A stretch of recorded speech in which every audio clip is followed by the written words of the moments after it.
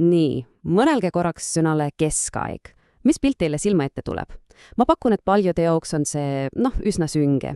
Mingi 1000 aastat paikselseisu on ju, see niinimetatud pime ajastu Rooma langemise ja renessansi vahel. Aga mis siis, kui ma ütlen, et see kuvand on, ütleme nii, et sügavalt ekslik?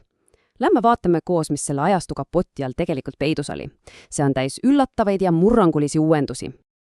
Siit tulebki see põhiküsimus. Kas me räägime tõesti 1000 aastast, kus mitte midagi olulist ei juhtunud, sellisest kultuurilisest ja teaduslikust tühimikust, või on asi selles, et just sel perioodil pandi idanema seemned, millest kasvas välja suur osa meie tänapäeva maailmast? Okei, aitab sissejuhatusest. Sukeldume teemasse ja vaatame, mida ajalugu meile tegelikult räägib. Ja esimene üllatus tuleb siit. Keskaeg polnudki nii harimatu, kui arvatakse. Kuigi jah, õppimine ei ole kaugeltki igaühe jaoks, aga selged hariduskeskused olid täiesti olemas. Küsimus on lihtsalt selles, kes sinna ligi pääses. Ja see ongi asja tuum. Tuleb aru saada, et mingit üldist koolikohustust polnud olemaski. Kooli eest pidi maksma ja enamik peresid, eriti talupojad, ei saanud seda endale lihtsalt lubada. Huvitav on see, et isegi paljud aadlik ei pidanud lugemisoskust üldse vajalikuks. Ja talupoegade puhul arvati, et see on täiesti kasutu. See diagramm siin näitab seda olukorda ilmselt paremini kui 1000 sõna. Lihtsalt vaadake seda tohutut sektorit, talupojad. Nende jaoks oli haridus põhimõtteliselt kättesaamatu unistus. Ja samal ajal näeme, et see oli peaaegu täielikult vaimulikkonna monopool. Nemad ju vajasid lugemis- ja kirjutamisoskust, et pühakirja uurida ja kirikut hallata. Ülejäänud ühiskonna jaoks oli haridus pigem haruldane erand kui reebel. Kus siis üldse õpiti? Peamiselt olid selleks kloostrikoolid ja hiljem linnadesse tekkinud toomkoolid. Aga proovige nüüd ette kujutada. Õppimist ilma isikliku raamatuta. Just nii see oligi. Raamatud olid kõik käsitsi pergamendile kirjutatud, mis tähendas, et need olid meeletult kallid.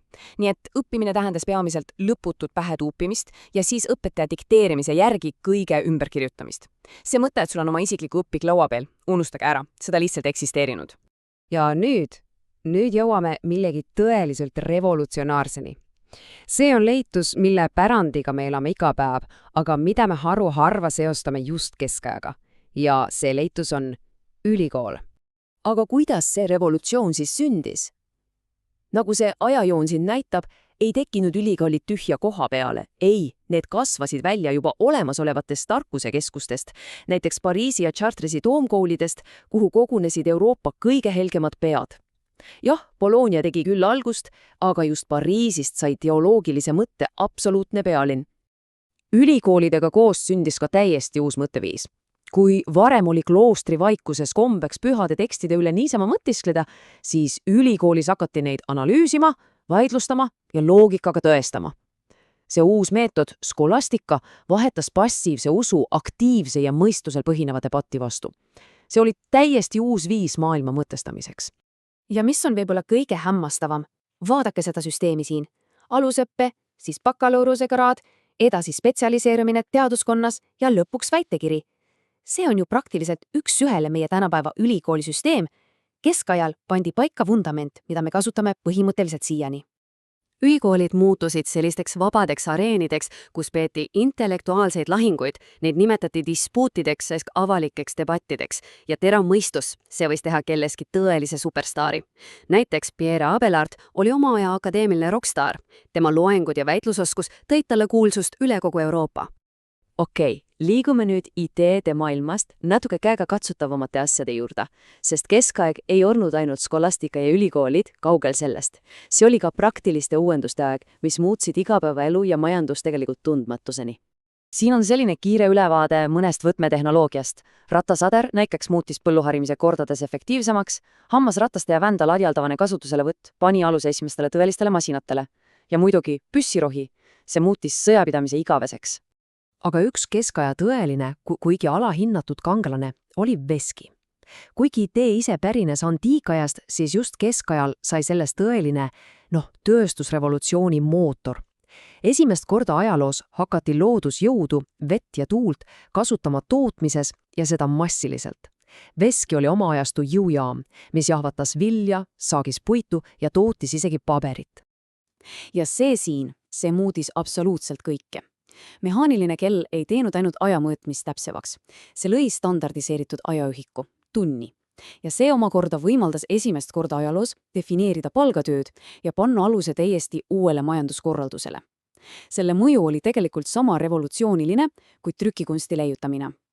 Ka meditsiinis toimusid aeglased, aga väga olulised nihked.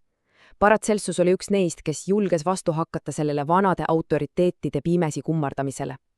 Tema sõnum oli lihtne. Teadmised peavad tulema otsesest kogemusest, mitte iidsetest raamatutest. Ja tema ideed, nagu näiteks lasta haavadel ise paraneda, või see põhimõte, et just doos teeb ainest mürgi, need olid oma ajast valgusaastate võrra ees. Nüüd aga jõuame selle ajastu ilmuselt kõige kuulsama ja kõige mõjukamale leituseni. Sündmuseni, mis tegelikult vallandas informatsiooni ajastu ja seda sajandeid enne internetti. 3 aastat. Mõelge korraks sellele numbrile. Just nii kaua kulus ühel väga vilunud kirjutajal üheainsa piibli käsitsi kopeerimiseks. 3 pikka aastat ühe raamatu jaoks. See annab aimu, kui uskumatult haruldane ja kallis oli teadmus.